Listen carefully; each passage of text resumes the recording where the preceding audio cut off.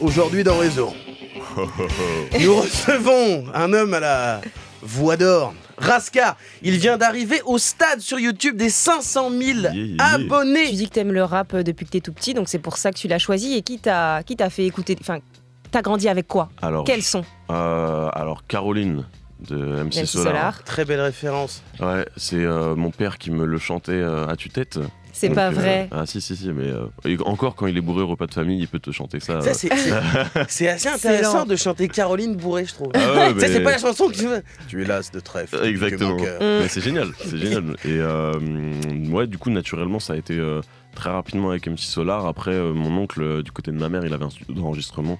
Donc souvent, même au repas de famille, etc., vu qu'il vivait comme un galérien chez mon grand-père, et du coup le studio il était chez mon grand-père, bah des fois tu vois, au Noël ou des trucs comme ça finissait dans la cabine, on posait des voix, des trucs comme ça, j'avais 8 ans et ça fumait des grands camas aussi. Ça pas va 8 ensemble. ans, pas 8 ans. Bah ouais, j'allais dire dès 8 ans, t'es chaud. Mais ouais, c'était bon. Justement, YouTube, ouais. Il y a eu pas mal de trucs. Il y a eu toutes ces années, donc tu es actif depuis 2016 avec... ouais, c'est fin 2016. La première 2016. vidéo que j'ai lancée, c'était fin 2016, et la création de Raska, c'est fin 2016. Et d'ailleurs, pourquoi tu t'appelles Raska? Alors vous allez vous foutre de ma gueule, il n'y a rien. Genre vraiment, c'est juste... Mais au moins, grâce à toi, j'ai appris que c'était une ville en Serbie.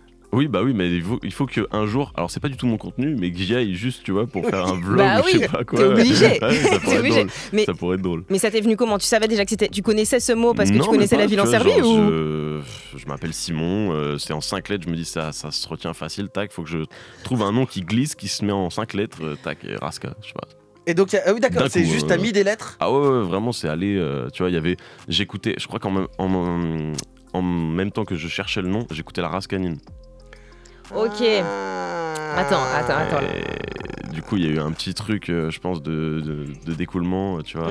Mais la vidéo qui t'a fait te rendre compte que ça prenait de l'ampleur, je crois que c'est une vidéo sur Riles, c'est ça? Ouais, quand j'étais... Bah là, c'est la première qui a vraiment prise... Mais c'était en 2017. Ok. J'avais fait une vidéo sur Riles. Quelques mois plus tard, il y a Seb qui a fait cette fameuse vidéo. Et là, bah, ma vidéo qui avait 1000 vues, elle est montée à 300 000. Quoi. Parce qu'elle était recommandée quand les gens regardaient la vidéo de Seb. Que les gens qui ont fait mais t'as plagié Seb. Mais oui, regarde la date. c'est limpide. Oui, parce que c'est vrai que Riles était donc rappeur il est de Rouen, et c'est vrai que Seb à l'époque avait son format coup de pouce. Exactement. Ouais, mais toi, tu l'avais fait avant, et c'est vrai qu'au moment où Seb la frite, qui s'appelait Seb la frite à l'époque, fait le truc, c'est vrai que Riles il est un peu partout. Bah ouais, c'est ça. Et donc tu as bénéficié du... Ouais, c'est ça. Je pense que c'était le premier crack algorithme à ce moment-là, tu vois.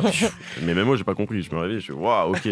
Bah, trop bien, tu vois. Et du coup, j'ai eu, je pense, très rapidement 10 000 personnes qui m'ont suivi avec ça, quoi. Donc j'avais la première base de gens qui me suivaient, et après, il fallait fidéliser le truc, quoi. Chose que je n'ai pas fait puisque je sortais une vidéo tous les 6 mois. Mais tu as fait donc la Big Santa Tape, une mixtape que tu as produite tout en storytelling.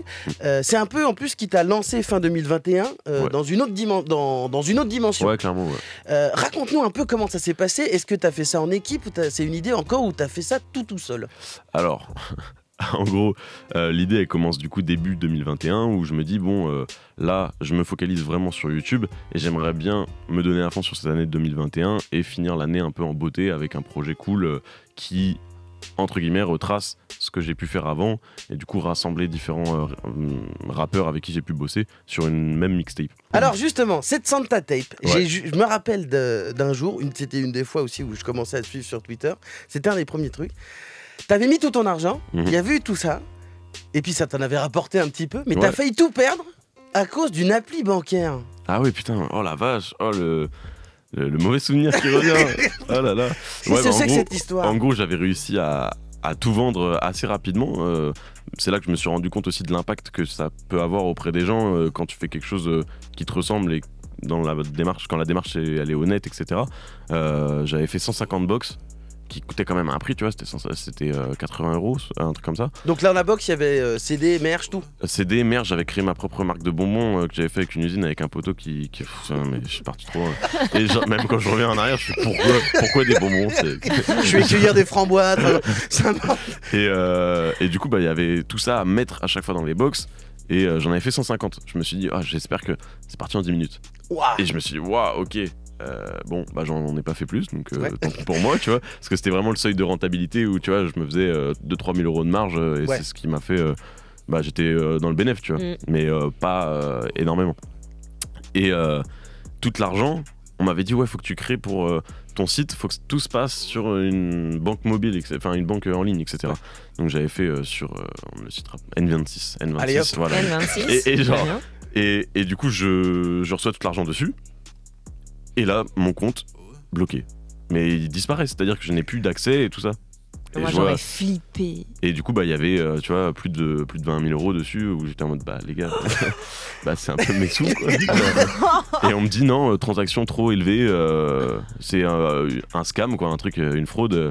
Et il me supprime. Et je fais, les gars, elle est où l'argent? Les refs, c'est trop bizarre. Et au final, là, je me dis, ça se trouve plein de gens qui sont dans le même cas que moi. Je vais sur Facebook, là je vois les arnaqués de N26. Je vois 5000 membres avec un procès qui est déjà en cours et tout ça. Je fais waouh, ok, pourquoi tu pas regardé avant en fait? Et là du coup je suis un peu dans la merde. Je me dis j'ai pas de thunes. Là je dois envoyer tous les colis, c'est-à-dire que je dois avancer tous les trucs de poste, de machin. Je suis wow, mais c'est la merde. J'avance tout ça. Je sais plus comment je fais. Et du coup, je me dis, c'est le moment d'utiliser un peu cette audience, malheureusement, pour un truc comme ça, quoi, et de faire un tweet. Je fais un tweet qui, comme ça, t'as, tu vois, tous les gars du local qui voient ma situation, hop, ça RT, ça machin, Mastu qui fait, alors N26 qui mentionne, tu vois bien, ça part un peu en couille. Et là, N26 direct en DM, alors que moi, je les avais contactés, j'avais appelé, rien. Et là, non, c'est une erreur. 3 jours plus tard, j'avais les sous. Et sauf ils avaient rajouté 100 000 balles. Non, allez, let's go. Merci. Et sauf que je leur ai envoyé un message. Je fais oui, mais par contre, moi j'ai reçu plein de DM de gens que vous avez scam un peu en fait. Tu vois. Et je leur ai dit faut faire. Faut que tout le monde soit. C'est pas parce que j'ai de l'audience que c'est à moi d'être privilégié sur un truc où vous avez arnaqué. Enfin, c'est pas de l'arnaque, mais c'est bizarre en fait. C'est juste. Il y avait eu à un moment donné des centaines, même plusieurs centaines de comptes de cette banque en ligne qui avaient été bizarrement bloqués. Et il y avait eu tout un truc gelé. On ne sait pas vraiment pourquoi. On ne sait pas vraiment pourquoi. Ouais. Alors j'espère que la plupart des gens ont retrouvé leur argent.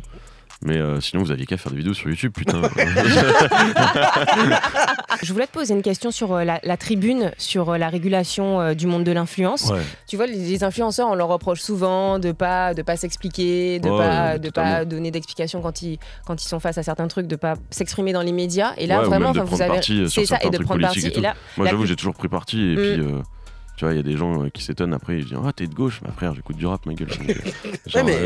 C'est ça. Et la plupart d'entre vous, vous êtes tout de suite sortis, vous avez réagi sur Twitter et après. Même sans parler de ça, mais tu vois, d'autres trucs politiques, soit le 49.3, des trucs comme ça, t'as beaucoup de créateurs de contenu qui veulent pas se positionner parce que potentiellement ils peuvent perdre des partenariats ou perdre de l'audience. Moi, quand je vois ça et que potentiellement ça met en danger des proches ou même des gens en général, je t'avoue que je prends parti et je m'en fous de perdre des partenariats ou même des gens. Je veux une audience qui ressemble à ce que je pense, donc je m'en fous un peu, tu vois.